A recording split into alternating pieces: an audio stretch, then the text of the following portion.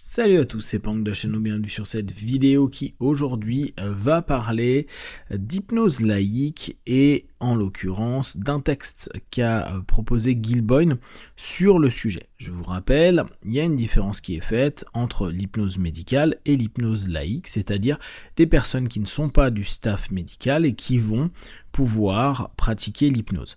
En France, on a donc cette hypnose laïque qui est particulièrement développée. Moi, je préfère maintenant l'appeler hypnose complémentaire au médical pour bien rappeler que on ne se substitue en aucun cas à la médecine et que c'est pas une hypnose dite de guérison, parce que l'hypnose ne guérit pas, ou en tout cas c'est pas du tout son intention première.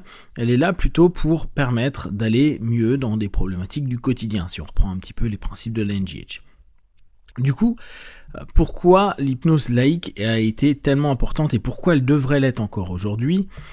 Simplement parce que, et là il faut qu'on se mette dans le cadre américain, vous savez bien que leur système de santé n'est pas aussi bon que le nôtre en France. Du coup, les médecins coûtent cher, les opérations bien sûr, aller à l'hôpital également, et puis tout ce qui est pharmaceutique. Les médicaments coûtent une blinde. Du coup, vous comprenez bien que à partir du moment où le monde médical arrive à faire en sorte que des alternatives comme l'hypnose, et en l'occurrence l'hypnose pour de la gestion de la douleur, de l'anxiété, de stress divers existe, ça fait des dizaines, voire des centaines de dollars que certains patients potentiels n'utilisent pas. Donc c'est une perte sèche pour le monde médical. Sachez qu'en 2025, 2026 bientôt, aux États-Unis, il y a encore énormément de groupes pharmaceutiques qui font en sorte que des études qui montrent que l'hypnose peut être fonctionnelle sur certaines pathologies ne se fassent pas. Il y a beaucoup de guerres maintenant entre ce groupe pharmaceutique, alors qu'avant c'était plutôt les psychologues, les psychiatres, qui n'étaient pas forcément pour le principe qui est des hypnotistes laïques. Ce qui peut se comprendre d'une certaine façon, parce que se dire, éventuellement, ils peuvent faire une espèce de une proposition psychologique, alors qu'en fait ils sont pas psy, ils sont hypnotistes, et donc c'est pas de la psychologie telle qu'on pourrait le connaître au travers d'un master de psycho. Donc, je vous lis ce petit article qui avait été proposé par Gil Boyne en 2006. Rappelons-nous, ce sont les universitaires, psychiatres, psychologues et professeurs qui ont interdit l'utilisation de l'hypnose en thérapie pendant de nombreuses années. Donc on peut bien comprendre pourquoi, comme je viens de vous le dire. On peut se dire, ok les gars, vous connaissez l'hypnose, mais vous savez qu'il y a des pathologies que vous ne pouvez pas forcément traiter, et puis on le sait trop malheureusement, parfois des hypnotistes vont vendre une surcompétence de leur pratique, et peuvent faire croire à des guérisons sur des choses qui ne peuvent pas être guéries par l'hypnose, et du coup ça peut être problématique. Ça ne veut pas dire non plus que ça serait guéri autrement, mais on n'est pas des médecins, nous c'est pas notre job, nous on est là pour compléter. Leur raisonnement était que Sigmund Freud l'avait essayé et l'avait trouvée insuffisante, s'étant alors tourné vers l'association libre. Ce sont ces braves gens qu'ils appelaient hypnotiseurs laïcs qui ont sorti l'hypnose des limbes, où ils l'avaient envoyée et l'ont réintroduite auprès du public.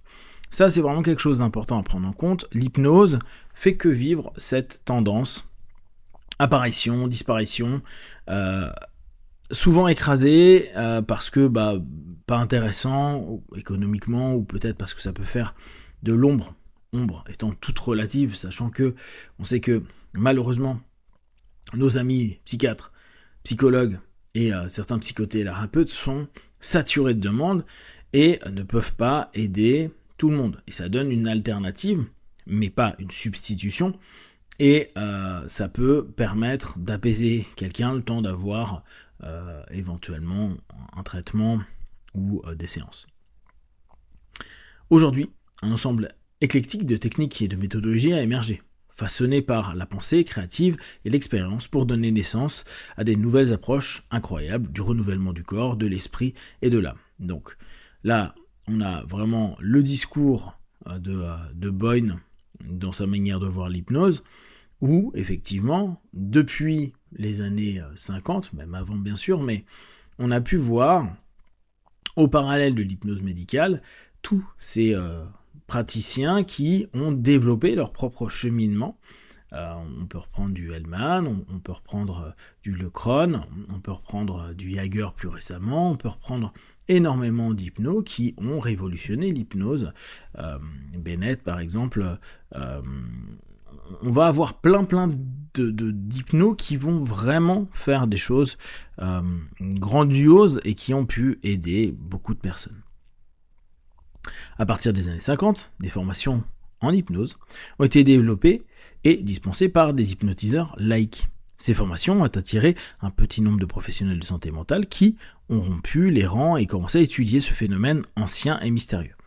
Notez bien que pour ceux qui suivent un petit peu mes lives sur hypnothérapie de Hellman, on le voit cette notion-là, où Dave Hellman ne cesse de dire « je ne suis pas médecin ». Je vous rappelle que c'est eux qui m'ont demandé de venir faire cours parce que leur cours d'hypnose médicale ne suffisait pas par rapport à certaines problématiques qu'ils retrouvaient d'un point de vue clinique au quotidien. Donc, effectivement, il y a des médecins, et il y a eu, je vous en avais fait part dans l'historique un petit peu de l'hypnose américaine, des fédérations, des confédérations, des associations qui s'étaient créées, certains purement hypnose médicale, d'autres plus mixtes, la NGH, National Guild of Hypnotists faisant notamment partie de tout ça, mais il y a le IMDHA, il y a plein d'autres éléments où ils acceptent des personnes à la fois laïques et médicales.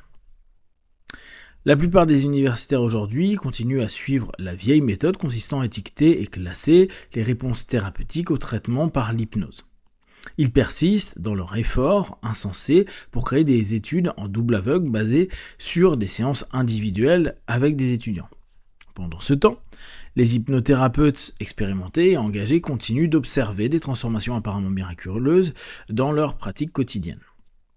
Des écoles d'hypnothérapie ont ouvert en Chine, Taïwan, Singapour, Japon, Malaisie et Hong Kong. De nombreux centres de formation prospèrent au Royaume-Uni et en Europe continentale. Le Mexique, l'Amérique centrale et l'Amérique du Sud ont ouvert des instituts de formation. Le Cap, en Afrique du Sud, est devenu très actif et le Canada possède des écoles d'hypnothérapie depuis de nombreuses années. Dans la quasi-totalité des cas, ces centres de formation sont gérés par des praticiens non diplômés. Quand on dit non diplômés, c'est non médicaux et donc des laïcs. L'hypnothérapie est véritablement devenue la thérapie du peuple. Et là, on peut revenir vraiment sur cette notion qu'il faut vraiment accrocher. Pensez que, effectivement, certes, une session aux US, ça peut coûter entre 100 et 200 dollars, la session. Et ça m'avait étonné parce que j'avais rencontré pas mal d'hypnos quand je faisais mes voyages aux US pour me former. Et certaines personnes qui me semblaient, tout ceci est totalement subjectif, pas forcément être particulièrement pertinent dans leur façon d'appréhender l'hypnose, me disaient, moi je prends 200, 250. On peut reprendre des gars qui sont connus et solide comme Cal Banyan, lui il fait ses 5 passes, donc 5 sessions, il prend 200 balles par session parce que c'est 1000 €, il fait payer 1000 $ à chaque fois ces 5 sessions. Du coup, je me disais, ça fait cher par rapport à nous, même si bien sûr sur Paris vous trouvez des hypnos qui font 150, 170, 200 € en fonction du fait qu'ils soient connus ou pas, ou tout simplement parce que ça peut être le prix accepté à Paris. Bon, on revient sur les US. Pensez que tout est très cher d'un point de vue médical. Donc, si en 1 ou 2 séances, allez admettons, on va même prendre la notion de Banyan, tu as fait 5 séances, ça t'évite de dépenser des dizaines de milliers d'euros avec de la gestion de la douleur, avec des pilules ou un travail sur l'anxiété ou des notions diverses où on demande une posologie importante. Les gars, ils gagnent. Et donc, ils vont préférer, et je pense que c'est aussi pour ça que Gilboyne dit c'est la thérapie du peuple. Par conséquent, un nombre croissant de professionnels de la santé mentale agréés quittent le réseau traditionnel pour trouver une formation pratique et utile et devenir des praticiens actifs et performants à leur compte. Le public et les praticiens de l'hypnose ont une dette supplémentaire envers les hypnotiseurs de scène qui ont suscité un intérêt accru auprès du public par leur démonstration des pouvoirs de l'esprit humain exprimés par l'hypnose. Je trouve cette phase très intéressante, sachant qu'on a encore, même chez nous en France, cette tendance qui est un peu dommage et dommageable de critiquer l'hypnose de scène, l'hypnose de rue, alors qu'effectivement, ça apporte du monde. Qu'on le veuille ou non, qu'on apprécie ou pas Mesmer, donc l'hypnotiseur québécois qui est venu beaucoup sur les plateaux télé, le gars a remis sur le devant de la scène de l'hypnose au grand public. Et ça a apporté, qu'on le veuille ou non, aux hypnotistes laïcs une population nouvelle de personnes qui se sont étonnées ou qui ont voulu voir si ça pouvait les aider sur des problématiques. Il est intéressant de voir qu'en 15 ans, au salon du bien-être où j'ai l'habitude d'aller, il y avait de la surprise de l'hypnose il y a 15 ans. Aujourd'hui, les gens disent « Ah, j'ai déjà fait une séance d'hypnose ». Ce qui veut dire que c'est devenu, comme il dit, une thérapie du peuple, quelque chose qui est connu, su. Ça répond plus forcément à un fantasme, donc c'est toujours un peu moins glamour, mais il y a encore beaucoup de monde qui s'y intéresse, beaucoup plus qu'il y a quelques années, et sans être sceptique ou mal à l'aise avec ça. L'acceptation publique de l'hypnothérapie comme méthode de guérison a enfin brisé le pouvoir de ceux qui cherchaient à interdire sa pratique, sauf que des groupes de professionnels égoïstes luttent contre ça. Seul un petit groupe de vieux de la vieille s'est suffisamment investi pour défendre et promouvoir cette cause et pour développer la pratique de l'hypnothérapie vers des niveaux d'efficacité remarquables. Nous leur devons une grande dette pour leur réalisation. Mon respect et ma fière reconnaissance vont à tous ces vieux de la vieille qui ont contribué à ce grand changement révolutionnaire au service de l'humanité. Avec tout mon respect, Gil Boyne. Donc, on voit à quel point l'hypnose peut être quelque chose d'utile, mais surtout à quel point il y a une lutte encore qui continue et qui continuera, je pense, ad vitam.